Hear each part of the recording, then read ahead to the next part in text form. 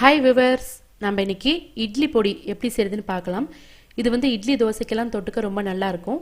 இப்போ இதுக்கு தேவையான பொருட்கள் என்னென்னு பார்க்கலாம். இந்த டம்ளரில் ஒரு டம்ளர் கடலைப்பருப்பு, அதே டம்ளரில் ஒரு டம்ளர் உளுத்தம்பருப்பு, உங்கள் காரத்துக்கு ஏற்ற மாதிரி 10 அல்லது 12 வரமிளகாய் எடுத்துக்கோங்க. ஒரு கைப்பிடி அளவு கருவேப்பிலை, 1 டீஸ்பூன் மிளகு, 1/2 டீஸ்பூன் வெந்தயம், 1/2 டீஸ்பூன் கடுகு, 1 டீஸ்பூன் சீரகம், 2 டேபிள் ஸ்பூன் வெள்ளை எள்ளு எடுத்துக்கோங்க. 1/2 டீஸ்பூன் பெருங்காயத்தூள்.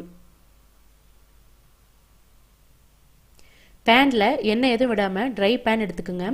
பேன் ஹீட் ஆனதுக்கப்புறம் கடுகு, சீரகம் இது ரெண்டையும் போட்டு வறுத்ததுக்கு அப்புறமா மற்ற பொருள்லாம் போட்டு வறுத்து எடுத்துக்கலாம். ஏன்னா கடுகும் சீரகமும் சீக்கிரமாக தீஞ்சு போயிடும். இப்போ பாருங்கள், ரெண்டையும் நல்லா வறுத்தாச்சு. கடுகு நல்லா வெடிக்குது. இது செப்பரேட்டாக ஒரு பிளேட்டில் எடுத்து வச்சுருங்க. அடுத்ததாக கடலைப்பருப்பு போட்டு 1 நிமிஷத்துக்கு நல்லா வறுத்துக்குங்க.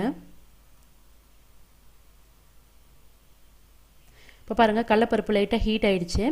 அடுத்ததாக உளுத்தம்பருப்பு போட்டு அடுப்பை மீடியம் ஃப்ளேமில் வச்சுட்டு ஒரு 3 நிமிஷத்துக்கு நல்லா வறுத்துக்குங்க. இப்போ பாருங்கள், 3 நிமிஷமாக வறுத்தாச்சு. லைட்டாக கலர் சேஞ்ச் ஆகிருக்கு. இப்போ இதில் மிளகு, வெந்தயம், எள்ளு இது 3ஐயும் போட்டு அடுப்பை மீடியம் ஃப்ளேமில் வச்சுட்டு ஒரு 5 நிமிஷத்துக்கு நல்லா வறுத்துக்குங்க.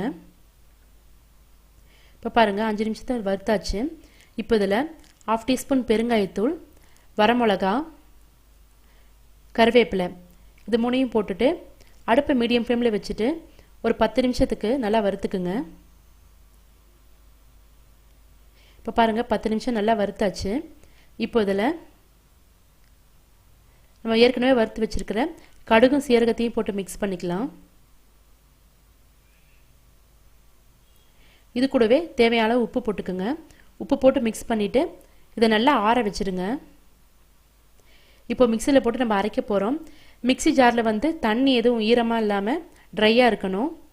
இப்போ இதில் நம்ம வறுத்துருக்கிற பருப்பெல்லாம் போட்டு அரைச்சிக்கலாம். இப்போ பாருங்கள், இந்த பருப்பெல்லாம் அரைச்சாச்சு. ரொம்ப நைஸாக இல்லாமல் ஓரளவுக்கு பிறுபிறுன்னு அரைச்சிக்குங்க. அப்போ தான் சாப்பிடும்போது நல்லாயிருக்கும். இந்த பருப்பு பொடியை வந்து நம்ம நல்லெண்ணெய் ஊற்றி பிசைஞ்சு இட்லி தோசைக்கு தொட்டுட்டு சாப்பிட்டோம்னா ரொம்ப நல்லாயிருக்கும்.